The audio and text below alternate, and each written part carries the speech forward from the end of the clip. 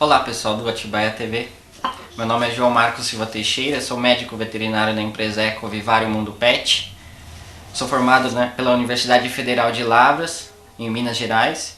E essa nossa coleguinha aqui é a Ariana, uma arara canindé. Então a gente vai estar falando um pouco sobre a alimentação dessas aves, tá? Principalmente os psitacídeos aí, que envolvem desde os periquitos australianos até as araras. Quem nunca ouviu falar de alimentação errada nessas aves? Todo mundo acho que já ouviu falar, né? Dá um pedaço de bolo, café, biscoito, pipoca, tudo que não engloba na verdade a alimentação normal dessa ave. Quando a gente atende essas aves aqui no nosso consultório, eu sempre faço a primeira pergunta, na verdade é sempre essa: qual é a alimentação que você está dando? Então sempre aparece isso: macarrão, arroz, feijão, aparece de tudo. E aí eu sempre faço um comentário bem legal que é em relação a isso. Imagine se você comesse apenas batata frita ou comesse só hambúrguer. Para nós essa alimentação é errada, para a ave também é. Então a parte de café também é muito complicado, a parte até mesmo do girassol, que é uma semente utilizada na alimentação das aves, mas em excesso também causa muitos problemas que a gente vai ver posteriormente. Outra característica legal que eu falo para os clientes é essa ave na natureza, o que ela come. Então a gente tem que tentar trazer essa alimentação dela diretamente para onde ela está vivendo hoje em cativeiro, da forma mais adequada possível. Então daí eu falo para eles: essa arara, por exemplo, ela vai até o cafezal, colhe o café, passa o café e coloca açúcar e toma depois? Não. Nem come o seu pão que é feito na padaria? Também não.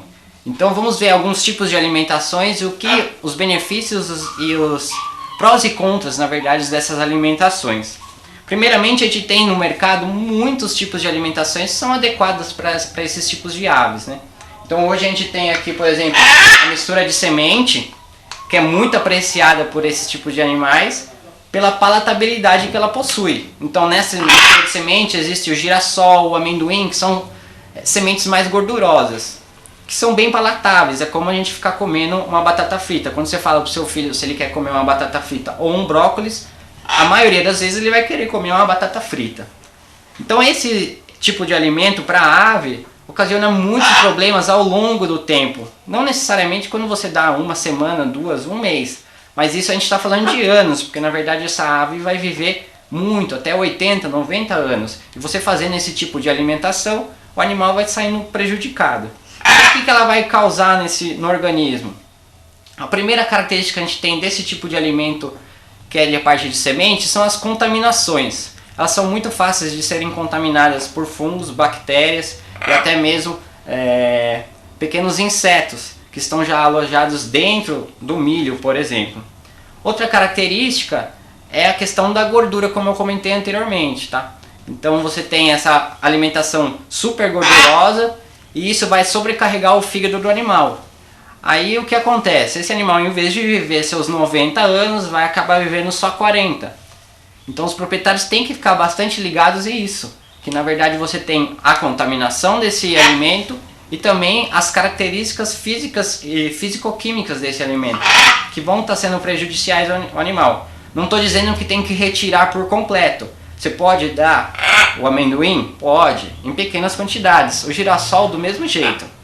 Mas hoje no mercado a gente já possui muitas empresas que fabricam já alimentos específicos para cada espécie. E eles são o que a gente chama de alimentos extrusados, que são esses assim. Em cada pellet desse daqui, você possui toda a formulação específica para esse tipo de animal. Então a quantidade de proteína, carboidrato, gordura e vitaminas estão em cada um desses pelletzinhos. E como você pode ver, elas apreciam bastante esse daqui, porque também eles têm uma palatabilidade e um cheiro muito forte. Com esse tipo de alimentação, a ave fica muito mais saudável e é muito mais prático também para nós que estamos em casa fazer essa alimentação. Mas o que é interessante também é a gente fazer a parte de suplementações. Tá? Então a gente pode suplementar ainda a parte com frutas, com alguns tipos de verdura. Claro, cada um devido à sua espécie. A gente está falando de uma arara, a gente pode suplementar ela ainda, como eu tinha dito, em relação ao amendoim, ao girassol. Mas você tem que fazer essa suplementação em relação às frutas. Então banana, maçã, pera, até mesmo o coco verde. É bem interessante da gente estar colocando como fonte de alimentação para esse tipo de animais. Como a gente disse anteriormente, a facilidade desse alimento e também a relação em questões de sujeira que esses alimentos extrusados oferecem para uma gaiola, por exemplo. Quando a gente está falando de semente, a parte de sujeira que fica no fundo da gaiola, acho que todo mundo já observou, quem tem, é muito grande. Quando a gente está falando de um alimento extrusado, o animal acaba ingerindo todo o pellet, então não ocasiona muita sujeira. Lógico, um pouco sempre fica, mas bem menos. Então a fonte de contaminação também ambiental, que a gente vai estar comentando também em relação ao próximo programa, também diminui, que é interessante também para a saúde desse animal e para a longevidade desse animal também. Então é isso, pessoal. Nessa vez falamos sobre a parte de alimentação. Nos próximos programas vamos nos encontrar com mais dicas sobre manejo, alimentação de vários tipos de animais. Muito obrigado.